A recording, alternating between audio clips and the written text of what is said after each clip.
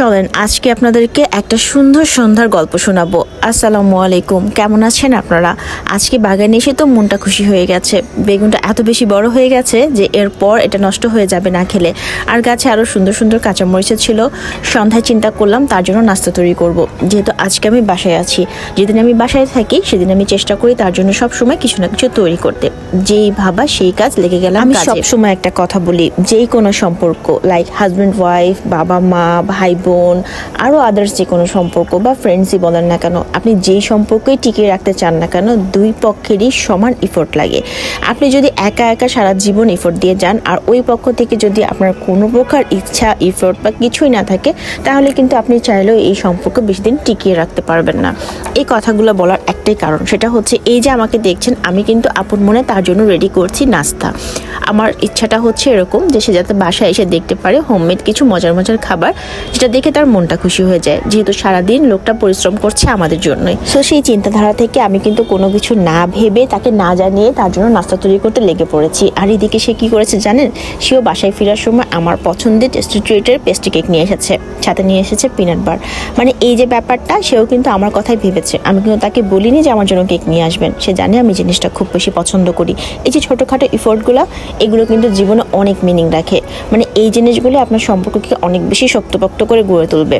আহামরি কিছু না, বড় কোনো কেক না, বার্থডে কেক না, অনেক ডায়মন্ডের কোনো সেট না, বা অনেক দামি কিছু না, জাস্ট এই সিম্পলি একটা কেক, এই ছোট্ট একটা কেক আর আমার এই সিম্পলি বেগুন ভাজা আর এই চপ, এগুলো দিয়ে কিন্তু আমি তার মনটা জয় করে ফেলেছি। আলহামদুলিল্লাহ, জিনিসটা তার জন্য, তার এই কেকটা দেখেই কিন্তু আমি একদম খুশি হয়ে গিয়েছি। হাজব্যান্ড যদি রাত 11টায় আমাকে বলে চলো ঘুরে আসি, আমি কিন্তু সাথে সাথেই বেরিয়ে পড়ি। সে যদি বলে আজ রান্না করো না, বাইরে খাবো, আমি অত হিসাব করি না।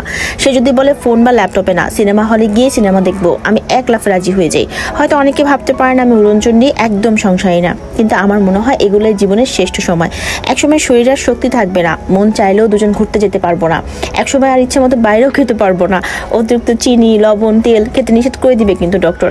একসময় দুজন হাত ধরাধরি করে সিনেমা দেখতে গেলে লোকে হাসাহাসি করে বলবে বুড়া বয়সে ভিড়মতি ধরছে। একসময় হয়তো অ্যাকাউন্টে ভর্তি করে টাকা পয়সা থাকবে, কিন্তু তখন আমরা সেই টাকাটা হয়তো কাজেই লাগাতে পারবো না। এখন আমরা রোজ ঘুরি, যতটুকু পারি একজন আরেকজনকে সময় দিই, খরচ করি, খাওয়া দাওয়া করি, সঞ্চয় করি অল্প অল্প, আমরা সুন্দর সুন্দর স্মৃতি তৈরি করি আর সেগুলো ক্যামেরা বন্দি করেও রেখে দিই। মাঝে মাঝে সেগুলো আপনাদের সাথে শেয়ার করি। টাকা গেলে আবার আসবে, কিন্তু এই সুন্দর সময় চলে গেলে কিন্তু আর কখনো ফিরে পাওয়া যাবে না।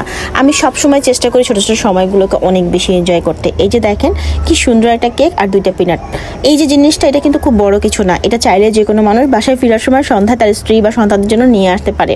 আমি দেখেছি ছোটবেলায় বাবা যখন বাসায় ফিরতো, আমি হাঁ করে চেয়ে থাকতাম বাবা কি নিয়ে আসবে।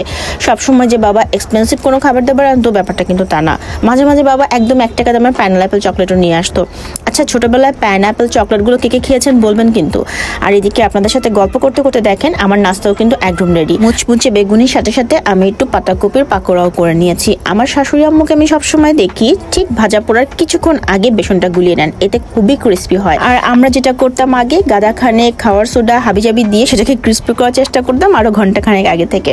তো যাই হোক, আমার ভাজা পোড়া একদম রেডি। কেমন লাগলো আমার আজকের ভিডিও তা কিন্তু অবশ্যই জানাবেন। আর আমি যাই রান্না করি, যাই করি না কেন, সবার আগে আমার মাছদেরকে সেটা দেখিয়ে নিই। না খেতে পারলে কি হয়েছে, দেখেই শান্তি। আল্লাহ হাফিজ।